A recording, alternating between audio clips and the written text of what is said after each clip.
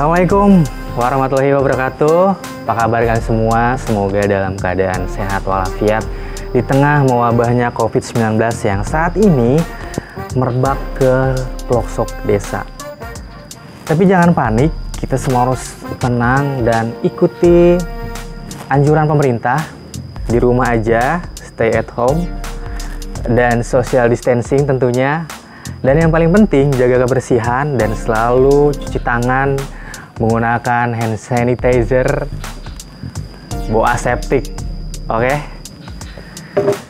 Di sini saya akan mencoba untuk memberikan materi berkaitan dengan persiapan uji kompetensi yang bentar lagi akan kita laksanakan kurang lebih di bulan Juni 2020.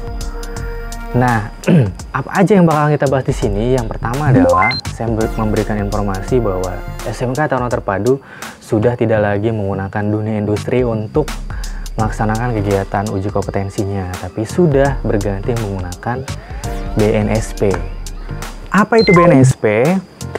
BNSP adalah Badan Nasional Sertifikasi Profesi, di mana setiap individu yang memiliki skill itu dilegalitaskan oleh lembaga tersebut. Nah, di sini saya tidak akan berbicara panjang lebar berkaitan dengan BNSP-nya itu sendiri, tapi lebih kepada teknis. Bagaimana kalian nanti melaksanakan kegiatan uji kompetensi itu sendiri. Berdasarkan SKKNI yang dikeluarkan oleh BNSP, bahwa untuk jurusan broadcasting itu ada 3 klaster. Apa aja? Yang pertama ada klaster pengoperasian kamera, yang kedua adalah perekaman audio, dan yang ketiga adalah penyuntingan audio dan video. Nah, di sini saya akan membahas satu persatu. Tapi sebelum berangkat ke situ, saya akan memberikan gambaran apa aja sih yang bakalan nanti kalian kerjakan, apa aja project yang nanti bakalan kalian buat pada saat melaksanakan kegiatan proses assessment. Nah, jadi nanti kalian diminta untuk membuat sebuah project dalam bentuk berita. Kayak yang contoh sini nih. Selanjutnya dari ibu kota, kemarin kami sempat mengabarkan informasi terkait sampah yang menumpuk di pintu air Manggarai, Jakarta. Nah, sekarang katanya sampah ini menumpuk kembali. Iya, Peter, ini bagaikan persoalan klasik ya. Jadi setiap musim hujan ini pasti sampah terbawa ke aliran Sungai Ciliwung hingga menumpuk di pintu air Manggarai. Yes. Nah, untuk mengetahui kondisi terkini di sana, ini sudah ada Nadia Soekarno yang akan menyampaikan informasinya. Nadia, silakan Nadia. Ya, selamat siang Peter, Rika, dan Syarifah. Hujan deras yang terus mengguyur wilayah Jabodetabek ini tentunya memberikan dampak ya terhadap sampah-sampah yang menumpuk di sejumlah wilayah, salah satunya di pintu air Manggarai. Nah, berdasarkan pantauan kami di lapangan, ini masih ada beberapa sampah yang menumpuk, namun kondisinya sudah jauh lebih baik jika dibandingkan pada tadi pagi karena sudah ada 30 kubik sampah yang telah diangkut dan dibawa ke tempat pembuangan sementara. Nah, sementara itu masih ada 12 kubik yang belum diangkut, dan nantinya akan ada 1 truk yang mengangkut sampah-sampah tersebut karena diketahui 1 truk tersebut dapat mengangkut 12 kubik. Nah, sementara untuk kondisi kemarin ini kondisinya juga tidak jauh berbeda karena totalnya ada 48 kubik sampah yang telah diangkut menggunakan 4 truk. Selain itu, sampah-sampah yang ada di pintu air Manggarai memang didominasi sama sampah rumah tangga, sampah plastik, terus ada kayu dan juga ada bambu yang merupakan kiriman dari daerah Depok dan juga Bogor. Nah, dari Dinas Lingkungan Hidup sendiri telah mengerahkan 2 alat eskavator yang dimana nantinya eskavator ini akan mengangkut sampah-sampah dan dimasukkan ke dalam truk. Truk tersebut akan membawa sampah ke tempat pembuangan sementara yang ada di daerah Perintis, Jakarta Timur, dan nantinya dari daerah Jakarta Timur Perintis tersebut akan dibawa ke tempat pembuangan air yang ada di Bantar Gebang. Nah, tadi juga saya sempat berbicara dan ngobrol bersama dengan salah satu petugas atau operator alat berat Dinas Lingkungan Hidup yang menyatakan bahwa nantinya diperkirakan sampah-sampah akan menumpuk kembali di daerah pintu air Manggarai. Dan itu pernyataan dari Saiful Arif. Nah, kayak gitu kira-kira. Jadi kalian nanti dituntut untuk bisa menjadi seorang reporter dituntut untuk bisa menjadi seorang kameramen, audioman, dan jadi seorang editor. Nah, kira-kira paham kan? Dan ada gambaran lah ya. Nah, langsung aja kita ngebahas tentang klaster yang pertama, yaitu klaster pengoperasian kamera. Di dalam klaster pertama atau di dalam klaster pengoperasian kamera itu kurang lebih ada 6 unit. Apa aja sih 6 unit itu? Yang pertama ada melaksanakan prosedur K3 di tempat kerja. Yang kedua, menyiapkan kamera dan peralatan pendukung. Yang ketiga, melakukan instalasi sistem peralatan kamera. Yang keempat, pengoperasian kamera. Yang kelima, mengembalikan sistem peralatan kamera. Dan yang terakhir adalah menggunakan bahasa televisi. Nah, kurang lebih di klaster pertama seperti itu yang bakalan nanti kita bahas. Nah, seperti yang tadi sudah saya sampaikan, unit pertama adalah kalian diminta untuk menerapkan K3 di tempat kerja. Seperti apa? Misalnya, menyiapkan mental, fisik, lalu kemudian alat pelindung diri seperti menggunakan sepatu, memakai sarung tangan, membawa payung, rain cover. Tujuannya untuk mengedepankan K3 di tempat kerja. Sebenarnya apa sih K3 tempat kerja? K3 di tempat kerja adalah keamanan keselamatan kerja. Jadi kalian pada saat mengoperasikan kamera harus dalam keadaan sehat, aman, dan selamat. Setelah itu, kalian diminta untuk menyiapkan peralatan seperti kamera dan alat-alat pendukung lainnya, misalnya baterai, tripod, memori, dan lain sebagainya. Kemudian, kalian diminta untuk mengoperasikan kamera seperti setting ISO, white balance, dan lain sebagainya sesuai dengan kebutuhan dan tuntutan naskah yang nanti akan kalian terima. Nah, di sini juga kalian diminta untuk memahami angle kamera movement, dan macam-macam shot. Setelah kalian selesai mengoperasikan kamera, kalian diminta untuk mengembalikan posisi kamera dan peralatan pendukung seperti semula. Dan jangan lupa gunakan bahasa televisi pada saat kalian memproduksi video tersebut. Nah, mungkin itu saja materi kamera yang dapat saya sampaikan. Dan selanjutnya kita akan masuk ke materi yang lain. Nah, karena nanti kalian diminta untuk membuat sebuah video berita live report, jadi di sini saya akan menjelaskan bagaimana cara menjadi seorang reporter yang baik dan benar. Nah, kira-kira seperti ini. Halo pemirsa, kembali lagi dengan saya, Oping Pribo. Kali ini saya akan menyampaikan berita COVID-19.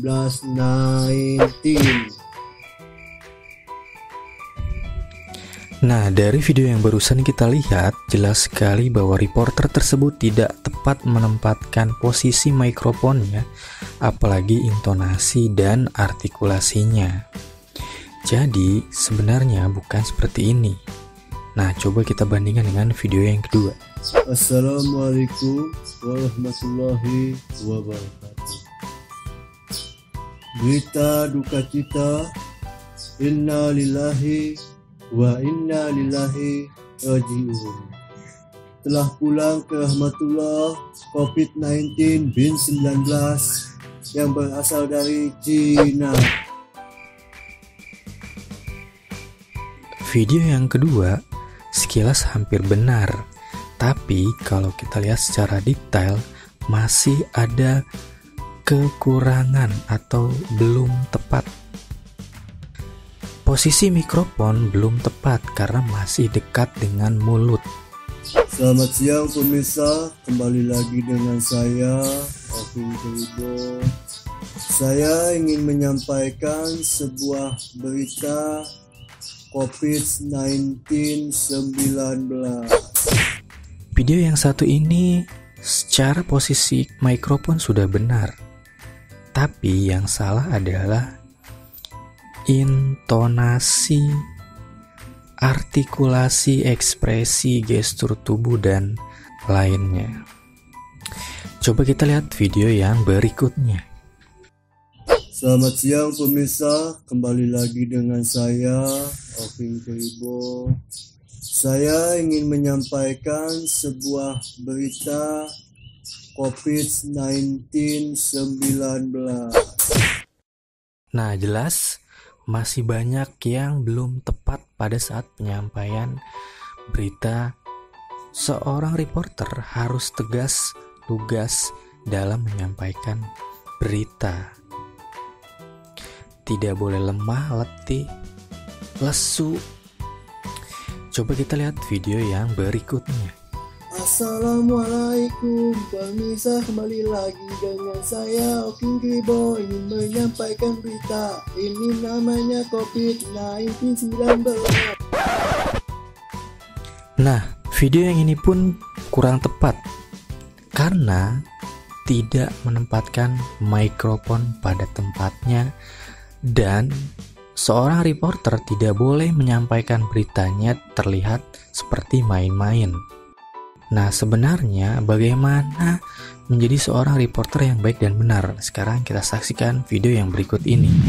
Selamat pagi pemirsa, bertemu lagi bersama saya Tiara Saida dalam liputan 6 SCTV. Pada kali ini saya sudah berada di SMK Taruna Terpadu 1, tepatnya di depan Luas Water atau Kontrol. Pada hari ini juga saya akan melaporkan beberapa fasilitas dari SMK Taruna Terpadu 1 yang notabene adalah sebagai SMK terbaik se Jawa Barat. Ini Nah, ini dia video yang baik dan benar. Seorang reporter harus menyampaikan beritanya dengan tegas, lugas, cerdas. Intonasinya, artikulasinya, bahasa tubuhnya juga harus tepat. Penempatan mikrofonnya pun harus tepat. Dan video yang sekarang kita saksikan ini adalah video yang tepat untuk menjadi seorang reporter. Nah, sekarang kita saksikan video ini secara detail dan perhatikan intonasi, artikulasi, dan ekspresi. Selamat pagi pemirsa, bertemu lagi bersama saya Tiara Saida dalam liputan 6 SCTV. Pada kali ini saya sudah berada di SMK Taruna Terpadu 1, tepatnya di depan Luas Water atau Kontrol. Pada hari ini juga saya akan melaporkan beberapa fasilitas dari SMK Taruna Terpadu 1 yang notabene adalah sebagai SMK terbaik se Jawa Barat.